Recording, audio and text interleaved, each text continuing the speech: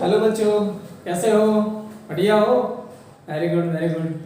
वो कहते हैं ना जीवन में कि हमको किसी के ऊपर है वो निर्भर नहीं रहना चाहिए, और अगर हम किसी के ऊपर निर्भर रहते हैं तो हमारा काम कभी हो नहीं सकता है। ठीक है। और अगर हम आत्मनिर्भर बन जाते हैं तो हमारा काम जो है वो हमेशा के लिए हम उस काम को कर सकते हैं। इसके लिए मैं आपको एक छोटी सी स्टोरी जो कि कुछ मिनट की है मैं आपको सुनाता हूँ। देखिए, एक बार एक किसान था, उसके पास एक बहुत बड़ा खेत था। अब बड़ा खेत था तो बड़े खेत को क्या वो अकेला संभाल नहीं सकता था, तो उसने क्या है कि अपने यहाँ पे है वो खेत को जोतने वाले हैं वो रख लिए। ठीक है। अब खेत को है वो क्या नाम संभालने वाले रख लिए। अब वहां पे एक दिन क्या होता है कि उसके खेत के अंदर जब बड़े बड़े जो है वो क्या नाम से है वो ये फल लग गए, पेड़ लग गए। ठीक है। तो एक चिड़िया उड़ करके और वहां पे आई, और वहां पे एक पेड़ उसके ऊपर है वो पेड़ के ऊपर उसने एक घोंसला बना लिया। ठीक है। अब जब घोंसला बना लिया तो उसके अंदर भाई अंडे दे दिए, अंडे दे दिए तो बच्चे हो गए। ठीक है। अब वो बच्चे हैं वो छोटे थे, तो एक दिन है वो किसान का नौकर आया वहां पे, जो किसान उस खेत को जोतता था वो आया। ठीक है। वो देखा, बोला यार आज हम अब इसको पेड़ को काट लेते हैं। ठीक है। तो शाम को जब है वो उस चिड़िया उड़ करके आई, दाना लेके आए अपने बच्चों के लिए, तो बच्चों ने बोला मम्मी मम्मी। बोले हाँ हाँ। बोले आज किसान का नौकर आया था, क्या बोल रहा था?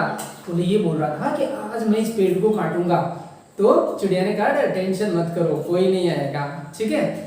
दूसरे दिन फिर क्या हुआ, फिर एक कोई दूसरा नौकर आया। दूसरा नौकर बोला अब इस पेड़ को काटने का टाइम आ गया है। फिर दूसरे दिन वो चिड़िया उड़ के आई, बच्चों ने बताया कि मम्मी मम्मी आज एक दूसरा नौकर आया था, वो बोल रहा था कि ये पेड़ को काटेंगे।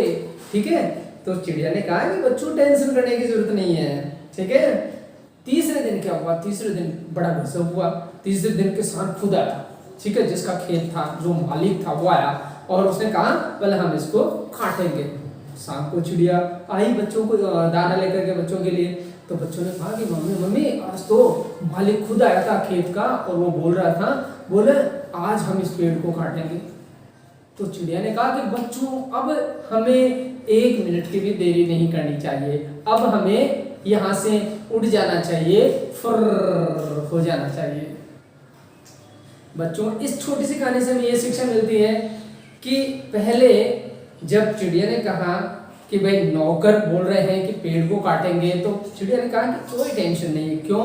क्योंकि हम जानते हैं कि हम अगर किसी दूसरे के भरोसे काम छोड़ देते हैं तो वो काम होने में देरी हो सकती है या नहीं भी हो सकता, लेकिन जब हम उस काम को खुद अपने हाथ में ले लेते हैं तो वो काम 100% होता है और निश्चित रूप से होता है। इसी प्रकार से अगर हमने हमारी पढ़ाई को हमने हाथ में ले लिया, हमने हमारी पढ़ाई को है वो खुद ने है वो सोच लिया, डिटरमिन्ड हो गए कि हमें तो पढ़ना है। ठीक है। चाहे टीचर कोई पढ़ाया नहीं पढ़ाए, ऑनलाइन क्लास में चाहे हमें मोबाइल फोन अवेलेबल हो या नहीं हो, चाहे हमारे पेरेंट्स की कंडीशन ढंग की हो या नहीं हो, वो हमें हर फैसिलिटी अवेलेबल करवा सके या नहीं करवा सके, ये टेंशन छोड़ करके जब आप खुद अपनी जिम्मेदारी संभालेंगे तो एक दिन आप है वो सफल होंगे। और इसी सफलता के साथ हमारे चैप्टर नंबर फर्स्ट का जो है चैप्टर नंबर जो थर्ड का फर्स्ट एक्सरसाइज जो है वो आज हम डिस्कस करने जा रहे हैं, और इसके एक्सरसाइज के कुछ क्वेश्चंस जो हैं वो क्वेश्चंस हम है वो डिस्कस करेंगे।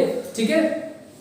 पहले लेक्चर में मैंने इस चैप्टर का आपको है वो इंट्रोडक्शन बताया, पूरा इंट्रोड्यूस किया था इस चैप्टर को एक टेबल के माध्यम से, और आज जो हम बता रहे हैं इस चैप्टर के बहुत ही इंपॉर्टेंट क्वेश्चंस। ठीक है। अब देखिए ये इंपॉर्टेंट क्वेश्चंस हैं, ये समझने में आपको ऐसा लगता है कि सर थोड़ा सा टिपिकल है, बट डोंट वरी, जहां तक आपके सामने विमल सर हैं कोई चीज टिपिकल नहीं है। ठीक है। क्यों?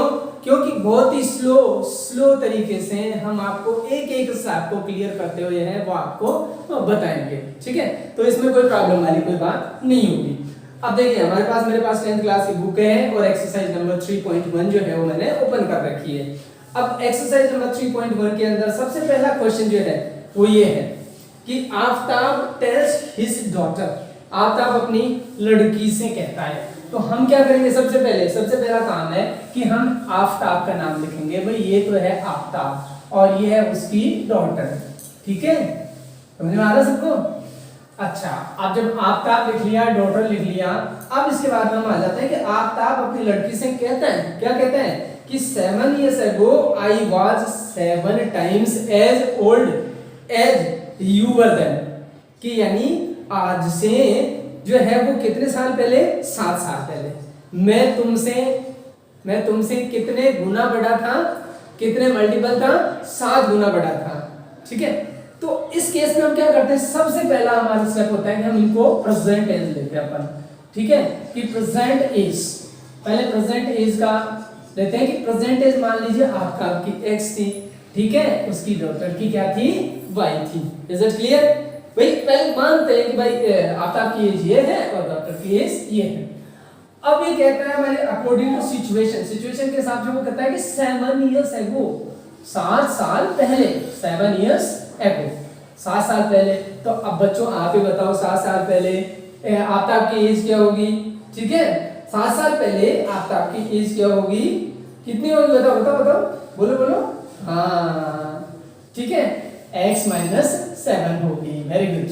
और डॉटर की क्या एज होगी, y माइनस 7 होगी। Very good. ठीक है, अब देखिए ये तो आपकी 7 साल पहले की एज है और ये 7 साल पहले की एज किसकी है, उसकी डॉटर की एज है। अच्छा ये बताओ क्या ये दोनों एज बराबर है? नहीं है ना। कैसे बराबर नहीं है? क्योंकि आफ्ताब कहता है कि मैं 7 टाइम्स तुमसे तो बड़ा हूं। इसका मतलब कहता है कि अपने डॉटर से कहता है भाई मैं तुमसे 7 टाइम बड़ा हूं। तो अगर मेरी एज और तुम्हारी एज बराबर हो तो तुम्हारी एज को तुम 7 से मल्टीप्लाई करो। ठीक है, 7 से मल्टीप्लाई करो।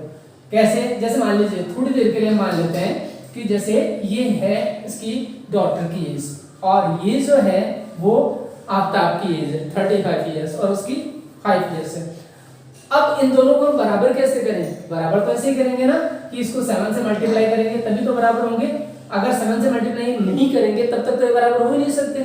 ठीक है, उसी तरह से हमने ये आपकी एज है, ये उसकी डॉटर की एज है, दोनों को बराबर करने के लिए हमने किससे मल्टीप्लाई किया बच्चों? बोलो। हाँ 7 से मल्टीप्लाई किया। Very good. ठीक है, अब आपके सामने देखिए ये इक्वेशन आ जाएगी, क्या आ जाएगी? ठीक है, x minus 7 is equal to 7y minus 49। ठीक है, अच्छा अब हम इसको एक दूसरे फॉर्मेट में ऐसे भी लिख सकते हैं भाई x इधर ही है, ठीक है, और इस 7y को इधर लाएंगे। ये देखिए ये बीच के अंदर पुलिया है, झूठवाड़ा पुलिया है या नांगल पुलिया है या कौन सी पुलिया है पता नहीं। ठीक है, तो यहाँ से यहाँ इधर लाएंगे इसको हम 7y को, तो ये माइनस का 7y हो जाएगा। जो पॉजिटिव है वो नेगेटिव हो जाता है और जो नेगेटिव है वो उधर जाके क्या हो जाएगा? पॉजिटिव हो जाएगा। तो ये आ गया आपका इस तरह से। ठीक है, तो ये आ गया x minus 7y is equal to क्या आ गया? माइनस का 42। ये आपकी पहली लीनियर इक्वेशन बन गई। ठीक है, पहले लीनियर इक्वेशन दो वेरिएबल्स के साथ x और y के साथ ये पहली लीनियर इक्वेशन बन गई अकॉर्डिंग टू सिचुएशन। ठीक है, अलजेब्रिकली हमने है वो इसको रिप्रेजेंट कर दिया पहली इक्वेशन को। अच्छा अब देखिए सेकंड इक्वेशन क्या है? ये कहता है इसमें क्वेश्चन ये बोलता है कि I shall be 3 times as old as you. I shall be 3 times as old you will be. कब? 3 years from now. अब से 3 साल बाद में। अब से 3 साल बाद में का मतलब है कि पहले प्रेजेंट एज में आ जाओ आप। ठीक है, पहले किस में हो गया? प्रेजेंट एज के अंदर। तो वापस से प्रेजेंट एज में आ जाओ। प्रेजेंट एज आपकी कितनी है? x। ठीक है, उसकी डॉटर की कितनी है? y है। ठीक है, तो ये तो हो गया प्रेजेंट एज। अब से 3 साल बाद में तो अब से 3 साल बाद में बोलो 3 years after, 3 years after। ठीक है, तो 3 years after इसकी एज क्या हो जाएगी? आपकी x plus 3 हो जाएगी। ठीक है, और डॉटर की एज क्या हो जाएगी? y plus 3 हो जाएगी। होगी कि नहीं होगी? भाई 3 साल बाद में प्रेजेंट टेंस से 3 साल बाद में तो यही एज होगी ना, है ना? Very good.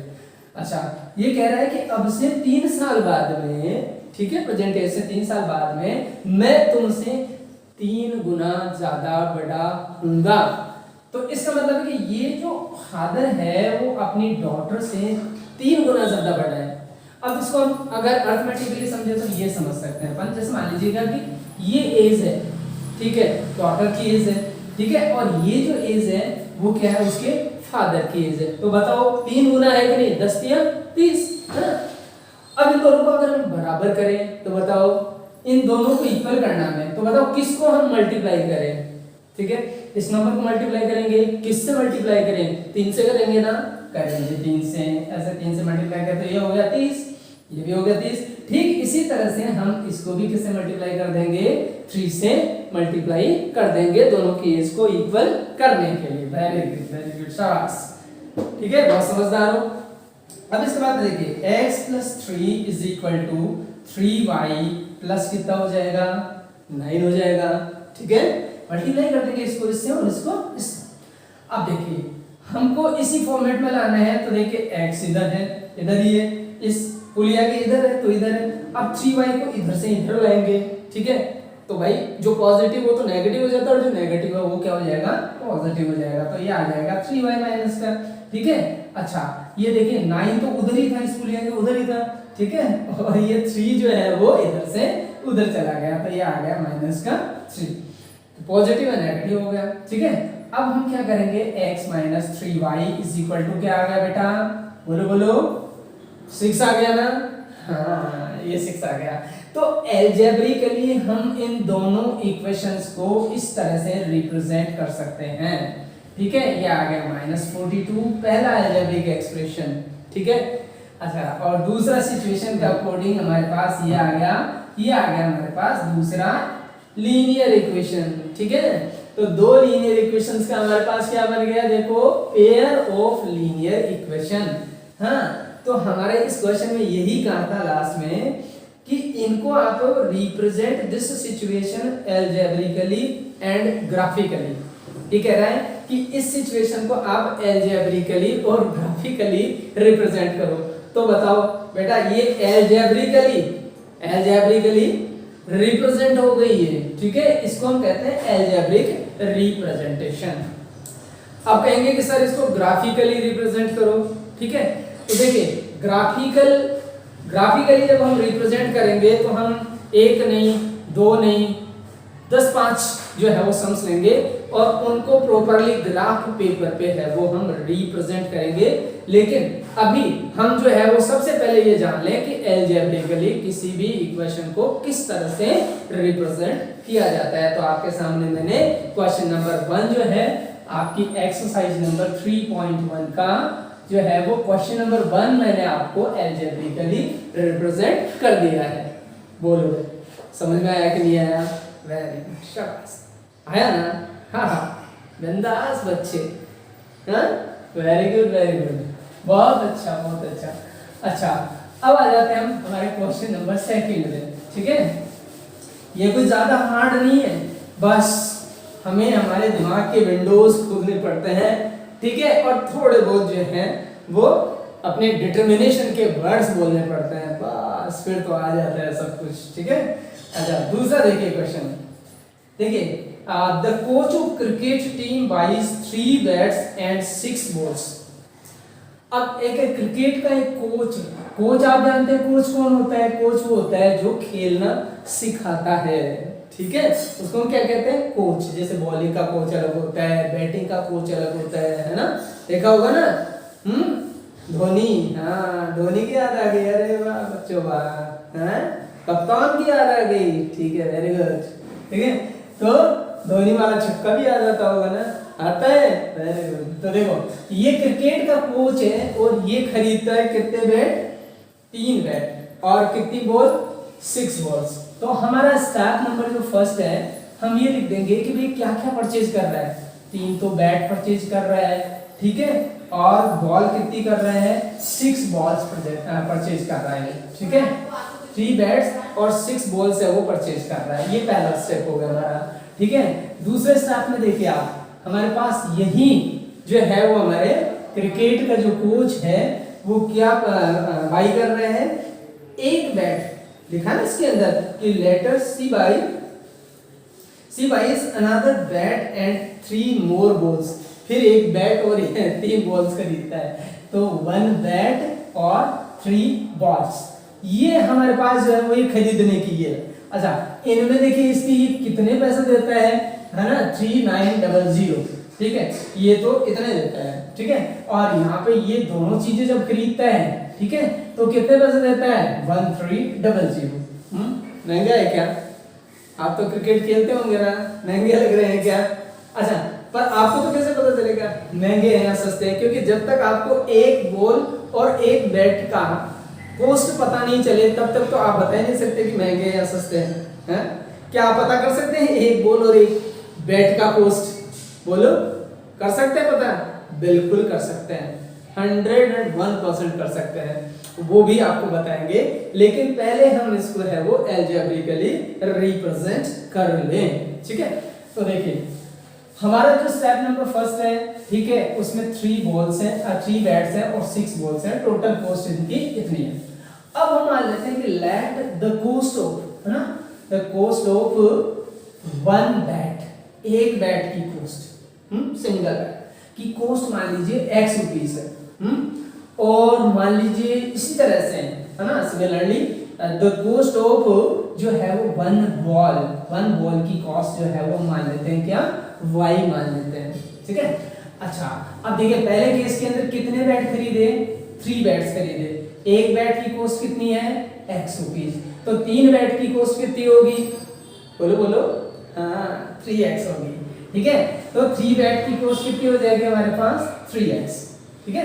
अच्छा अब देखिए एक बॉल की कॉस्ट कितनी है, y रुपीस, क्लियर। अच्छा बॉल कितनी खरीदी पहले स्टेप के अंदर, पहले स्टेप में 6 बॉल्स खरीदी, तो एक बॉल की कॉस्ट जब y है तो 6 बॉल्स की कितनी होगी, बोलो, हाँ 6y, ठीक है। तो ये आ जाएगी इसके अंदर 6y, ठीक है। और कॉस्ट कितनी है इसकी टोटल, 3900। तो ये हो गई हमारी linear equation first. Linear equation क्या हो गई, फर्स्ट। ये स्टेप नंबर जो है हमारा ये हो गया, इसके अंदर पहली इक्वेशन आ गई हमारे पास, क्योंकि हमने तो लेना है पेयर, और पेयर के अंदर जो है वो सेकंड लेयर और आएगी, है ना, ठीक है बच्चों, समझ में आ रहा है, वेरी गुड। अगर समझ में आए तो क्या करना, हाँ लाइक करना, ठीक है, और क्या करना, सब्सक्राइब करना, करोगे ना, करना, वेरी गुड वेरी गुड, ठीक है। अच्छा अब देखिए सेकंड स्टेप में क्या है, ये सेकंड स्टेप है अपना, ठीक है। सेकंड स्टेप में देखिए एक बैट है और 3 बॉल्स है, ठीक है। तो देखिए हमारे पास जो है वो एक बैट और 3 बॉल की जो कॉस्ट है, तो उसके हिसाब से देखिए एक बैट की कॉस्ट क्या है बेटा, कितनी है, बोलो, x रुपीस है ना, तो हम इक्वेशन बना लेंगे भाई एक बैट की कॉस्ट है x रुपीस, ठीक है।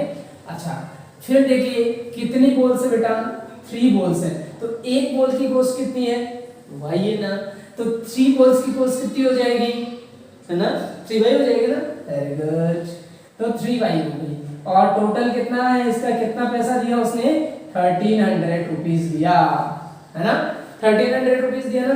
तो ये हो गई अपने लीनियर इक्वेशन नंबर 2, है ना। तो इस तरह से हमने पेयर ऑफ लीनियर इक्वेशंस तैयार तो कर लिया, है? अब ये जो तैयार कर लिया तो ये तो हो गया इसका रिप्रेजेंटेशन अलजेब्रिकली, कैसा हो गया, अलजेब्रिकली रिप्रेजेंटेशन हो गया। अब कहेंगे सर ग्राफिकली, तो ग्राफिकली के लिए हम अगले स्टेप के अंदर इसको बताएंगे, ठीक है, अगले वीडियो में बताएंगे कि ग्राफिकली कैसे रिप्रेजेंट होता है, ठीक है। ये हो गया क्वेश्चन नंबर सेकंड। अब बात करते हैं अपन क्वेश्चन नंबर थर्ड की। कौन से क्वेश्चन की बात करते हैं बेटा, बोलो, हाँ क्वेश्चन नंबर थर्ड की, ठीक है। तो देखिए क्वेश्चन नंबर थर्ड के अंदर हमारे पास जो है वो है, क्वेश्चन ये बोलता है कि the cost of 2 kg apples, है ना, और 1 kg ग्रेप्स, तो देखिए हमारे पास वो स्टेप ले लीजिए आप, ठीक है। स्टार्ट के अंदर जो है स्टेप फास्ट है, हमारे पास 2 kg एप्पल्स है, एप्पल्स खाते हो डेली, खाते हो क्या, खाया करो, ठीक है। एप्पल्स हैं अपनी हेल्थ के लिए बहुत अच्छे होते हैं, तो 2 kg एप्पल्स खरीदे उसने और 1 kg ग्रेप्स खरीदे, है ना, ग्रेप्स। अब देखिए ये एप्पल्स और ग्रेप्स तो है दोनों ही महंगे हैं, ठीक है, लेकिन हम भी पैसे वाले हैं, खरीद सकते हैं, खा सकते हैं, है ना, ठीक है, इतने गरीब भी नहीं है। तो अब इन दोनों की कॉस्ट कितनी है, इन दोनों की कॉस्ट ये बोल रहे हैं कि 160 रुपीज है, हाँ मैंने 160 रुपीज है इनकी दोनों की कॉस्ट, तो हम दोनों की कॉस्ट लिख लेते हैं 160 रुपीज। अब इसके बाद में देखिए ये बोलते हैं कि भाई कॉस्ट ऑफ 4 kg एप्पल्स, आहा 4 kg एप्पल्स, मजा आ गया, 4 kg एप्पल्स हैं, और क्या है आपके पास 2 kg ग्रेप्स है, पूरी फैमिली के लिए खरीद के लाए हो क्या, अरे हाँ भाई हाँ, पूरी फैमिली खाएगी, अरे फैमिली खाएगी तो डॉक्टर के पास नहीं जाएगी, हैं, तो इनका कोस्ट कितना है, ठीक है, 300 रुपए। अब भाई कोस्ट तो कम ही है, डॉक्टर ही 500 रुपए फीस तो ले लेते हैं। अब अगर इतना आपकी पूरी फैमिली खा रही है, 300 रुपए का डेली खा रही है सपोज करो, ठीक है, एक महीने के लिए खाया, बिल्कुल लाल टमाटर चमकने लग जाएंगे ऐसे ऐसे, जैसे 60 इयर्स ओल्ड जो होगा ना फैमिली के अंदर, वो भी लगेगा आई एम 30 ईयर ओल्ड। क्यों? क्योंकि ये सब चीजें तो है वो अपने लिए क्या, एक फल जरूर खाइए डेली। तो अब देखिए, अब हमारे पास ये दोनों सिचुएशंस आ गई, आपकी स्टेप नंबर फर्स्ट आ गई, स्टेप नंबर सेकंड आ गई। अब हम क्या कर देते हैं, लेट कर लेते हैं। देखिए लेट कर लो, क्या कर लो कि भाई लेट द कोस्ट ऑफ, हाँ, cost of 1 kg apple, 1 kg apple की कोस्ट, कितने, 1 kg एप्पल की कोस्ट कितनी भाई, 1 kg एप्पल की कोस्ट मान लीजिए x रुपीज है, कितनी है, x रुपीज है, ठीक है। अच्छा, और एंड द कोस्ट ऑफ, ठीक है, 1 kg ग्रेप्स, 1 kg ग्रेप्स, तो ग्रेप्स की कोस्ट कितनी मान लीजिए आप, y रुपीज है। अब सिचुएशन के अकॉर्डिंग देखो, यहाँ पे पहली सिचुएशन, तो जैसे स्टार्ट नंबर 1 की जाए, ठीक है, स्टार्ट नंबर 1 में देखिए कितने केजी एप्पल है, 2 kg, तो 1 kg एप्पल का कोस्ट कितना है, x, तो 2 kg का कितना होगा बेटा, 2x होगा ना, होगा ना, वेरी गुड वेरी गुड, ठीक है। 1 kg ग्रेप्स का कोस्ट कितना है, y, तो बताइए 1 kg ग्रेप्स का कोस्ट कितना हो जाएगा यहाँ पे, y इज इक्वल टू कितना आ जाएगा, 160। इज इट क्लियर, समझ में आया, वेरी गुड, ठीक है। तो यह आ गया हमारे पास पहला लीनियर इक्वेशन, सीधा लीनियर इक्वेशन आ गया है। अच्छा, अब देखिए ये 4 kg एप्पल्स, तो भाई 4 kg एप्पल है, तो हमारा स्टेप नंबर जो सेकंड है, ठीक है, उसके हिसाब से देखिए 4 kg एप्पल, 1 kg एप्पल का कोस्ट x, तो 4 kg एप्पल का कोस्ट 4x, ठीक है। और देखिए 2 kg ग्रेप्स, 1 kg का y रुपीस, तो 2 kg का 2y है ना, तो यहाँ पे कर लिया पहले 2y और इक्वल टू कितना आ गया, 300। अब ये हो गया इसका एल्जेब्रिक एक्सप्रेशन। एल्जेब्रिकली हमने क्या कर दिया, क्या कर दिया बोलो बेटा, क्या कर दिया, रिप्रेजेंट कर दिया। तो ये देखिए, तो तीनों क्वेश्चंस हो गए, तीनों क्वेश्चन कर दिए सर एल्जेब्रिकली, वेरी गुड, ठीक है। तो इस तरह से हम है वो इनको पहले हम क्या करते हैं, एल्जेब्रिकली जो है वो एक्सप्रेस करते हैं। अब आ जाइए आप एक्सरसाइज नंबर अपने 3.2 में, पहले हम एल्जेब्रिकली एक्सप्रेस कर रहे हैं, ठीक है। अब एक्सरसाइज नंबर 3.2 में आ गई आप, यहाँ पे हम वो एक्सरसाइज चेंज कर देते हैं, ठीक है बच्चों। ये आपका जो चैनल है वो है फन विद स्टडी, ठीक है, हाँ, मजाक में आनंद के साथ पढ़ना, बहुत खुशी के साथ पढ़ना, ऐसे नहीं चेहरे मायूस कर लिए पढ़ रहे हैं, मम्मी समझ में नहीं आ रहा, अरे समझ में क्यों नहीं आएगा, बस फन विद स्टडी ओपन करो, लाइक करो, शेयर करो, आराम से समझ में आएगा। देखिए अब आ जाते हैं अपन वो एक्सरसाइज नंबर 3.2 में, ठीक है। ध्यान से देखिए एक्सरसाइज नंबर 2 में क्वेश्चन नंबर फर्स्ट है कि from the pair of equation in the following problems, form the pair of linear equation, एक तो pair of linear equation form करनी है आपको, ठीक है, and find their solutions graphically, और ये कह रहे हैं कि ग्राफिकली इनके सॉल्यूशंस फाइंड करो। कैसे करो, ग्राफिकली, तो भाई ग्राफ वाला कभी मैटर हम ले नहीं रहे हैं, तो अब ग्राफिकली इसको है वो सॉल्व करने से पहले, इसके सॉल्यूशंस फाइंड करने से पहले हम इसको एल्जेब्रिकली रिप्रेजेंट करेंगे या नहीं करेंगे, बोलो, करेंगे ना, करेंगे ना, वेरी गुड। तो पहले हम इसका एल्जेब्रिकली रिप्रेजेंटेशन कर लेते हैं। पहले जो भी दो इक्वेशंस बनती हैं इसकी, जो भी दो लीनियर इक्वेशंस बनेंगी, ठीक है, पेयर ऑफ लीनियर इक्वेशन बनेगा वो करेंगे, उसके बाद में एक साथ ग्राफ वाले क्वेश्चंस करेंगे, ठीक है। तो देखिए बेटा, रुकना नहीं है, कभी झुकना नहीं है, ठीक है, कभी ना रुको और कभी ना झुको, टाइम के हमेशा जो है वो पाबंद रहो, बस फिर कोई दिक्कत नहीं है। तो आ जाओ हम एक्सरसाइज नंबर 3.2 में आ जाते हैं। पहला क्वेश्चन क्या बोलता है कि 10 स्टूडेंट्स ऑफ क्लास 10th, आपकी भी 10th क्लास है, वो भी 10th क्लास की है, और स्टूडेंट कितने हैं, 10। अरे अपने तो बहुत ज्यादा होते हैं ना, ठीक, कोई बात नहीं, ठीक है, वेरी गुड। तो 10 स्टूडेंट्स ऑफ क्लास 10th, है ना, took part in mathematics quiz। Mathematics quiz के अंदर है वो 10 स्टूडेंट्स हैं, उन्होंने पार्ट लिया। ठीक है, कौन सी क्लास के स्टूडेंट थे? 10th क्लास के स्टूडेंट। Very good. ठीक है, अच्छा, if number of girls is 4 more than number of boys, अगर नंबर ऑफ गर्ल्स हैं वो नंबर ऑफ बॉयज से कितनी ज्यादा थी? 4। इसका मतलब girls are more interested to take part in the quiz, maths quiz. Girls ज्यादा इंटरेस्टेड होती हैं, ज्यादा पढ़ती हैं। वेरी गुड, पढ़ती है ना? देखा नहीं आप, जब भी मेरिट लिस्ट आती है, ठीक है, बोर्ड की लिस्ट आती है, उसके अंदर गर्ल्स के भी नाम आते हैं, गर्ल्स के पहले आते हैं। क्यों? क्योंकि they focus more on the study. ठीक है, बॉयज की बजाय ज्यादा फोकस करती है। ठीक है, तो देखिए 10 स्टूडेंट्स, अब मान लीजिए 10 स्टूडेंट्स ऑफ क्लास 10th, ठीक है, मैथमेटिक्स क्विज के अंदर पार्ट ले रहे हैं वो। ठीक है, तो मान लीजिए नंबर ऑफ जो है वो हम क्या लेते हैं? बॉयज। ठीक है, तो let the number of boys, ठीक है, नंबर ऑफ बॉयज मान लेते हैं अपन क्या है? x। ठीक है, अच्छा, इस तरह से द नंबर ऑफ गर्ल्स, ठीक है, मान लीजिए गर्ल्स कितनी है? गर्ल्स है वो पाई है। ठीक है, अलजेब्रिकली हम इसको इसी तरह से रिप्रेजेंट करते हैं। तो अब कह रहे हैं भाई टोटल स्टूडेंट कितने हैं? 10 है। अरे वाह, तो स्टेप नंबर पर हमारा क्या बोलेगा ना कि भाई टोटल नंबर यानी x और y, ये तो क्या है? बॉयज, ये क्या है? गर्ल्स। तो टोटल कितना है इसका? 10 है। 10 है ना? Very good. तो यहाँ पे देखिए हमने है वो x, ये जो है वो एक लीनियर इक्वेशन बना ली, पहली लीनियर इक्वेशन बन गई। बच्चों बताओ समझ में आया कि नहीं आया? बोलो अच्छे से। Good, very good.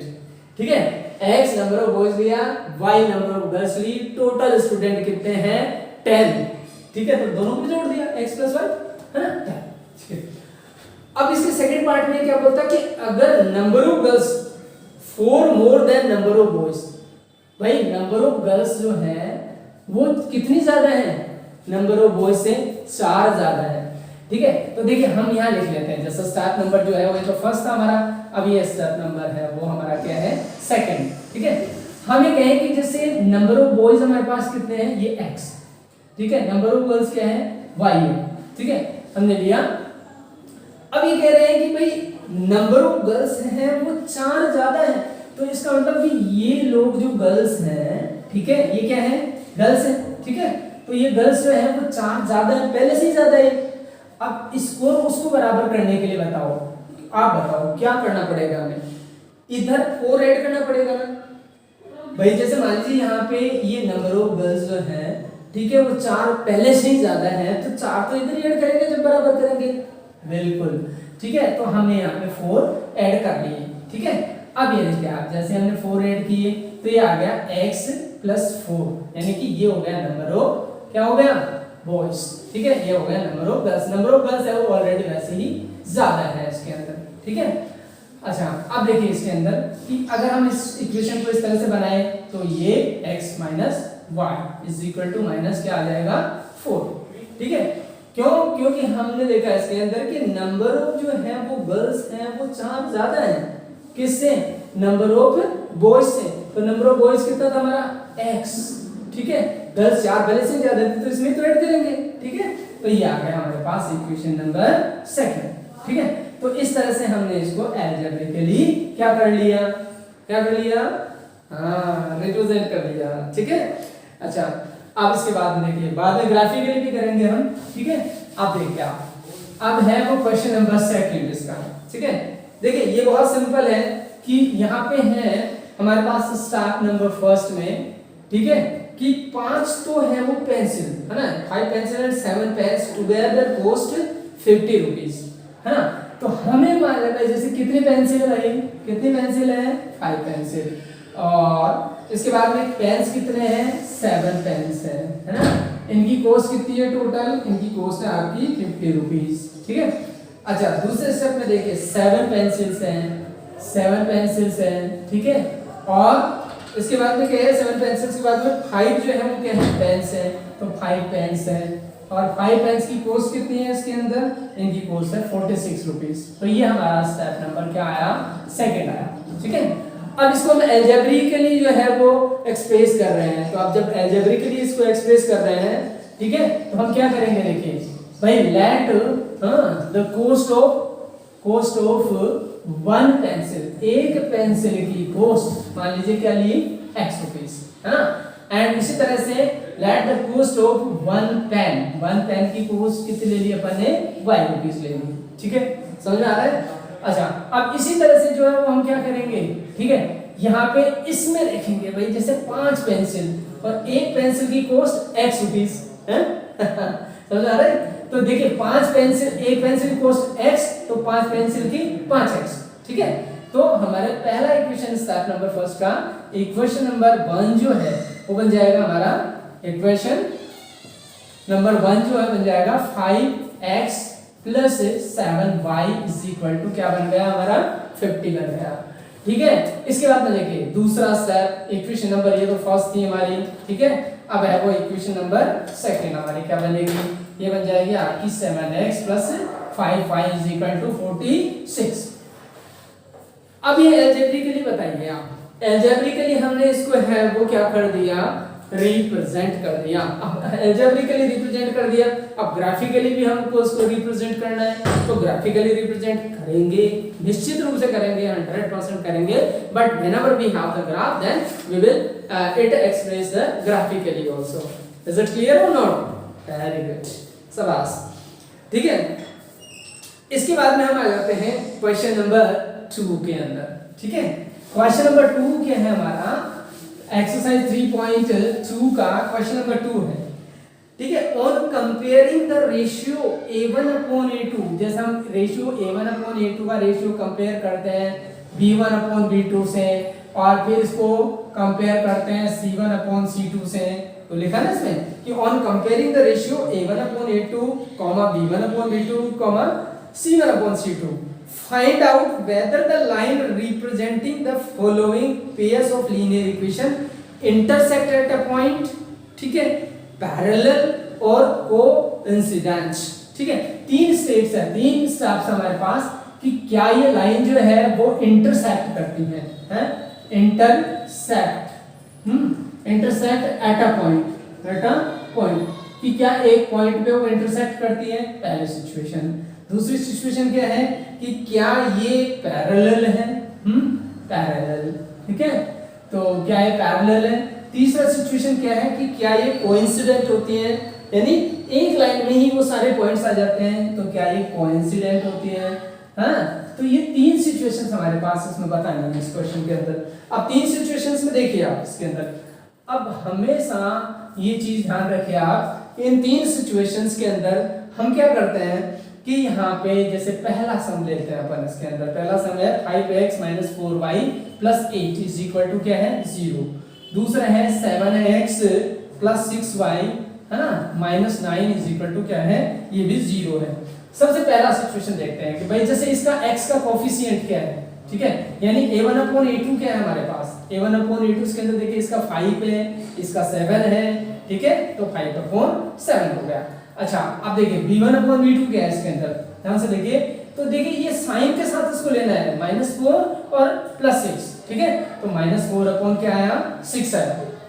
अब आप बताइए ये सिचुएशन जो है आपके सामने, जैसे a1/a2 = b1/b2, ठीक है, b1/b2। अब यहाँ पे देखिए a1/a2 तो ये है, यानी 5/7 है, और b1/b2 क्या है, -4/6 है। क्या ये दोनों बराबर हैं, क्या बोलो बराबर है क्या ये, हैं, इज इट इक्वल, नहीं है ना इक्वल, वेरी गुड।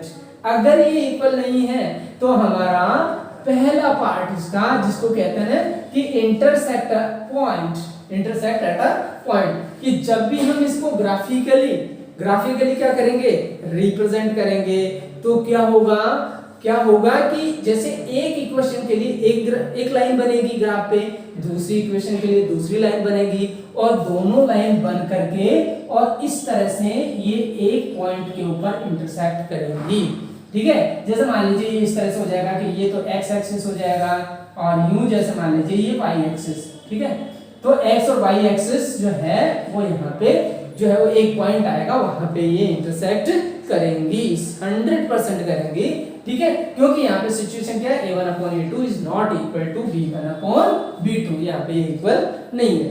ठीक है, इज इट क्लियर? अच्छा, अब इसका जैसे दूसरा पार्ट देखते हैं अपन। ठीक है, दूसरे पार्ट में देखिए इसका सेकंड क्वेश्चन जो है, सेकंड पार्ट है इसका, वो है कि 9x, ठीक है, 9x + 3y + 12 is equal to क्या है, 0। फिर है 18x + 6y + 24 is equal to भी 0। अब यहाँ पे सिचुएशंस देखिए आप, इसके अंदर वाला सिचुएशन क्या है, ये सिचुएशन ये है, देखिए यहाँ पे कि यहाँ पे हम इनका अगर a1/a2, b1/b2 और c1/c2 ये रेशियो निकाले, ठीक है, तो ये आ जाएगा 9/18, ये आ जाएगा 3/6, ये आ जाएगा 12/24, सब का 9 × 9 9 2 18 1/2 आया a1/a2। ठीक है, ऐसे ही जो है वो आपका b1/b2 क्या आ जाएगा 1 और 2, तो b1/b2 क्या आया हमारे पास, ये भी 1/2 आ गया। c1/c2 क्या आएगा, c1/c2 भी क्या आ जाएगा, ये 1/2 आ जाएगा। ठीक है, ठीक है बेटा, तो इस तरह से हमारे पास जो है ये जो कंडीशंस है, ये कंडीशंस है वो हमारे पास है, वो सब इक्वल आ गए इसके अंदर। ठीक है, तो इक्वल आ गए तो कंडीशंस क्या हो गई, कंडीशंस हो गई a1/a2 is equal to b1/b2, है ना, b1/b2 हो गया, और इसी तरह से फिर है वो c1/c2। तो हम इस सिचुएशन को देखते हैं, और ये जो सिचुएशन है, इस सिचुएशन के अकॉर्डिंग हम जो है वो हमारा जो है वो डिसीजन लेते हैं। अब ये जो सिचुएशन आपकी कि जैसे अब तीनों ही इक्वल है, ठीक है, अब तीनों ही इक्वल है, तो लाइंस क्या है इसके अंदर, लाइंस जो है वो कोइंसिडेंट होंगी। यहाँ पे लाइंस क्या होंगी, कोइंसिडेंट। तो ये सेकंड वाला पार्ट जो है कि लाइंस क्या होंगी, कोइंसिडेंट। जैसे ग्राफ के अंदर लाइंस बनेंगी, तो जैसे 4 पॉइंट आ गए, हमने 4 पॉइंट लिए, एक इक्वेशन के लिए 2 पॉइंट ले रहे हैं, दूसरी के लिए भी 2 पॉइंट ले रहे हैं, तो चारों है वो एक ही लाइन के अंदर कोइंसिडेंट हो जाएंगी। तीसरा जो पार्ट है इसका, तीसरा जो क्वेश्चन है वो देखिए इसके अंदर, तीसरा क्वेश्चन है वो आपका है वो थोड़ा सा हल्का सा जो है वो हम ये कह सकते हैं कि हल्का सा टिपिकल हो सकता है आपके लिए, लेकिन बिंदास रहो जिंदगी में। ठीक है, बहुत अच्छे से समझ में आ जाएगा। देखिए, ठीक है, तो ये जो है वो आपके पास जो है वो क्वेश्चन है। ठीक है, 6x - 3y और +10 इज इक्वल टू 0। ठीक है, दूसरा जो है आपके पास है वो 2x - y + 9 is equal to 0 है। अब देखिए सिचुएशन देखिए आप, a1/a2, b1/b2 और c1/c2। देखिए सिचुएशन देखिए आप, सिचुएशन में क्या है इसके अंदर, सिचुएशन ये बोलती है कि यहाँ पे 6/2 है a1/a2, यहाँ पे क्या है 3/1 है -3/-1, क्योंकि यहाँ पे 1 छुपा हुआ है। ठीक है, और यहाँ पे देखिए 10/9 है 9 है। अब देखिए इसको काट सकते हैं अपन, 2 1 2 2 3 6। ठीक है, जब माइनस से माइनस कर सकते हैं, बिल्कुल कर सकता है। ठीक है, तो ये भी आ गया 3/1 और ये भी आ गया 3/1। इसका मतलब क्या हुआ यहाँ पे हो गया बच्चों a1/a2 is equal to b1/b2। ठीक है, but not equal to c1/c2, c1/c2 के इक्वल ये नहीं है। ठीक है, तो जब भी ऐसी सिचुएशन आए कि a1/a2 b1/b2 के इक्वल है, तो हमारे पास जो भी हम ग्राफिकली जब इसको रिप्रेजेंट करेंगे तो लाइंस कभी भी इंटरसेक्ट नहीं करेंगी, ना कोइंसिडेंट होंगी, ना इंटरसेक्ट करेंगी। बस लाइन जैसे रेल की पटरी चलती है ना, ऐसे टिक टिक टिक टिक टिक टिक, रेल की पटरी बिल्कुल कहीं नहीं मिलती है ना, पैरेलल लाइंस हो जाएंगी। ये कैसी लाइंस हो जाएंगी, पैरेलल लाइंस। जब ग्राफ के अंदर रिप्रेजेंट करेंगे तो ग्राफ में आपको 2 लाइंस मिलेंगी और दोनों लाइंस क्या होंगी, पैरेलल लाइंस हो जाएंगी। तो इस तरह से हमने वो एक्सरसाइज नंबर 3.2 का कौन सा क्वेश्चन कर लिया, हमने सेकंड क्वेश्चन कर लिया। ठीक है, इसके बाद में जो है उसकी नेक्स्ट जो क्वेश्चन है, अगले क्वेश्चन है वो हम अगले लेक्चर में करेंगे, अगले वीडियो में करेंगे। तब तक जो है, ठीक है, तब तक आपको जो है वो बहुत अच्छे से है वो इसका रिवीजन करना है। ठीक है, और जो है वो हमारा जो भी चैनल है हमारा, ठीक है, पंडित स्टडी, उसको सब्सक्राइब करना है और क्या करना है, हाँ, लाइक करना है। Very good, thank you.